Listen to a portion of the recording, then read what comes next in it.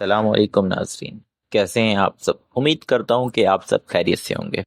آج میں آپ لوگوں کی خدمت میں جو واقعہ لے کر آیا ہوں وہ ہے کارساز روڈ پر پائی جانے والی چڑیل۔ اس بات کا ذکر ہمارے stream media channel Geo News پر بھی دکھایا گیا تھا، کیونکہ سوشل میڈیا پہ تو جو مرضی آپ چلاتے ہیں، لیکن اسٹریم میڈیا پر ایسی چیز چلانا یہ کوئی معمولی بات نہیں ہے۔ جاننے کے لیے آپ یہ ویڈیو دیکھیں۔ یہ جاننے کے لیے دیکھتے ہیں یہ رپورٹ۔ کارساز روڈ پر ہونے والے ایک انہونی واقعے نے وہاں کے رہائشیوں میں بہت خوف و ہراس پیدا کر دیا ہے۔ ہمیں موصول ہونے والی اس ویڈیو میں آپ دیکھ سکتے ہیں کہ ایک لال ساڑی میں اچانک نظر آنے والی یہ خاتون اس سفید کار کے قریب آتے ہی غائب ہو رہی ہیں۔ یہ خاتون صرف گاڑی کے قریب آنے پر ہی نظر آ رہی ہیں اور ان کے غائب ہونے کا عمل یہ بتا رہا ہے کہ یہ کسی انسان کے بس کی بات نہیں۔ اس خوفناک واقعے نے کارساز کے رہائش پذیر لوگوں کے اندر خوف و ہراس پیدا کر دیا ہے۔ میں کراچی کا رہنے والا نہیں ہوں، اور میں کسی ضروری کام سے کراچی آیا تھا۔ میں اپنے دوست کے ساتھ اس روڈ سے گزر رہا تھا اور میں نے روڈ کو پہچاننے کی بہت کوشش کر رہا تھا، اور مجھے یہ روڈ کچھ جانی پہچانی سے لگ رہی تھی۔ میرا دوست بھی میرے ساتھ سفر کر رہا تھا۔ جب میرے دوست نے میری یہ حالت دیکھی تو کہنے لگا، خیریت تو ہے؟ کیا حالت ہو گئی؟ میں نے کہا، یار یہ روڈ بہت جانی پہچانی لگ رہی ہے۔ تو اس نے مذاقن کہا، یار لگتا ہے تجھے بھی یہاں دلہن مل چکی ہے۔ دلہن کی بات سن کر تو میرے کان کھڑے ہو گئے۔ میں نے اس سے پوچھا، کیا مطلب؟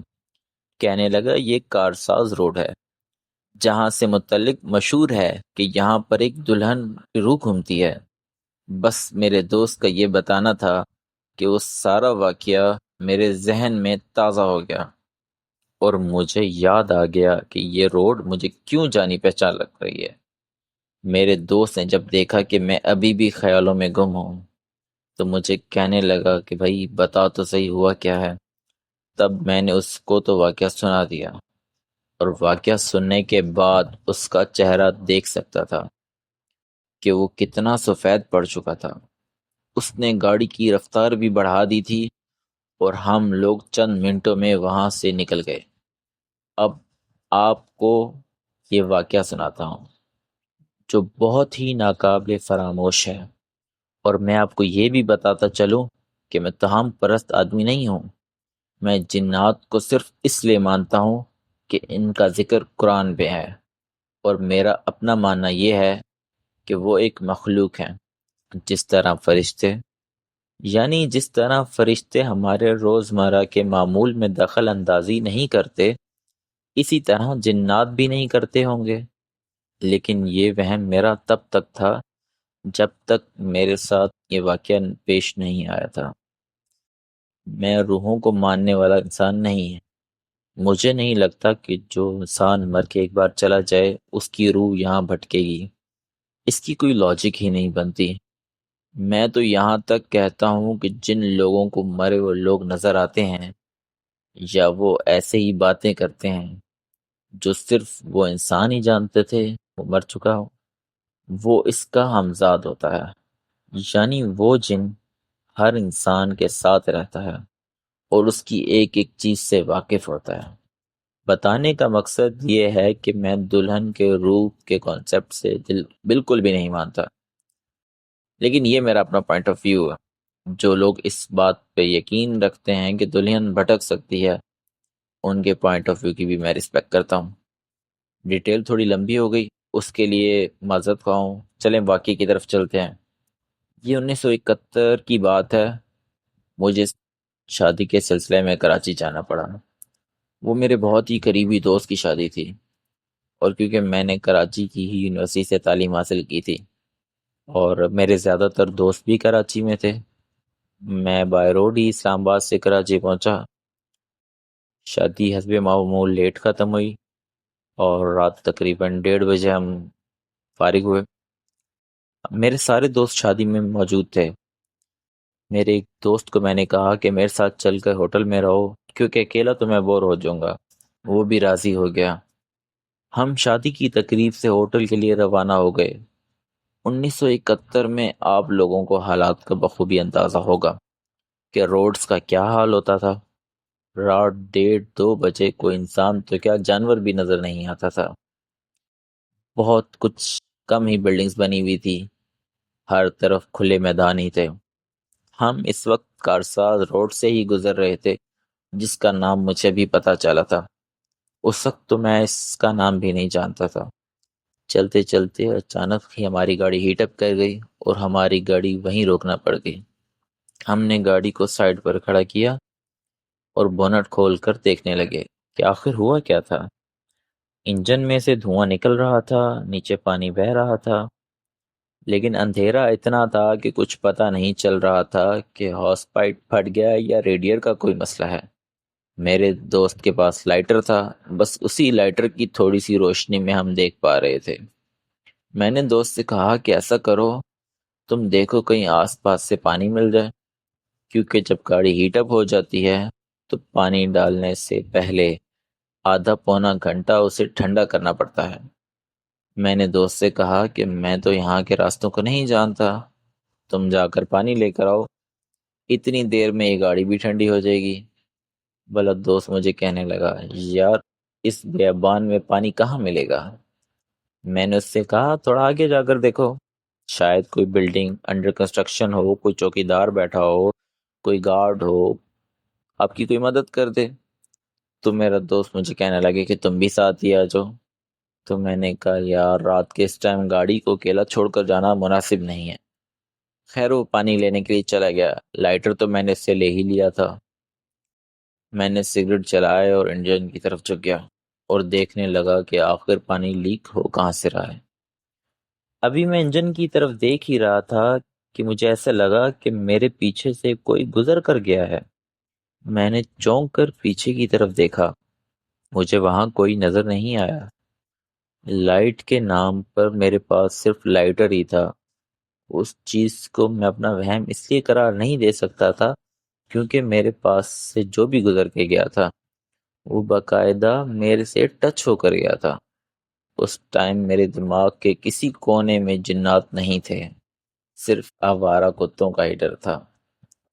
لیکن ایک چیز جو مجھے بہت عجیب محسوس ہوئی وہ تھی لیڈیز چھن چھن جو کسی دلہن نے پہنے ہوں سامان زیور، ان کی آواز۔ اور مجھے لگا کہ یہاں سے کون گزر رہا ہے جس نے یہ لیڈیز سامان پہنا ہوا ہے، زیب و زینت کا سامان استعمال کیا ہوا ہے۔ میں جنات کی ریزسٹنس پہ کسی قسم کا یقین نہیں رکھتا تھا۔ میں پیچھے مڑ کر کافی دیر تک دیکھتا رہا، تھوڑا سا آگے جا کر بھی دیکھا۔ آواز ابھی بھی آ رہی تھی۔ 30-40 سیکنڈ بعد وہ آواز کم ہونے لگی اور پھر آواز ختم ہو گئی۔ خیر میں اس آواز کو اگنور کر کر دوبارہ گاڑی کے پاس آ گیا اور دوبارہ سے انجن میں جھانکنے لگا۔ میں نے انجن کے اندر ویسے ہی ہاتھ گھسایا تھا اور تاروں کو اور پتہ نہیں کس کس چیز کو چھیڑ رہا تھا۔ ایک دم سے ہی میری گاڑی کا ہارن بجا اور میں جیسے جب کھا کے پیچھے گر گیا۔ اس اندھیرے میں ہارن کی آواز سے میں اتنا ڈر گیا کہ گاڑی کی لائٹس بھی میں نے آف اس لیے رکھی ہوئی تھی کہ کہیں بیٹری ڈاؤن نہ ہو جائے۔ میں دھڑکتے دل کے ساتھ گاڑی کے اسٹیئرنگ کی طرف جا رہا تھا کہ دیکھوں گاڑی میں کوئی بیٹھا تو نہیں جس نے ہارن بجایا ہے۔ میں جب فرنٹ سکرین کے پاس سے گزر رہا تھا تو میں نے خود دیکھا کہ کسی کے ہاتھ اسٹیئرنگ پر تھے۔ جیسے ہی میں نے لائٹر اس طرف کیا وہاں کوئی بھی نہیں تھا۔ وہ جو کوئی بھی تھا اچانک غائب ہو گیا۔ لیکن چونکہ میں نے تو ماننا ہی نہیں تھا، اس لیے میں نے اپنے آپ کو یہی بتایا کہ جو میں نے ہاتھ انجن میں ڈالے ہوئے تھے شاید وہاں سے کوئی ہارن کی تار گزر رہی ہوگی اور میرا ہاتھ اس پر لگ گیا ہوگا اور اس وجہ سے یہ ہارن بج گیا ہوگا، کوئی خطرے کی بات نہیں ہے۔ لیکن میں شاید جتنے ڈینائی موڈ میں تھا لگ رہا تھا کہ قدرت آج مجھ سے منوا کے ہی چھوڑے گی۔ یہی وجہ تھی کہ مجھے اپنی ڈگی کے پیچھے سے کسی بچے کے رونے کی آواز آنے لگی۔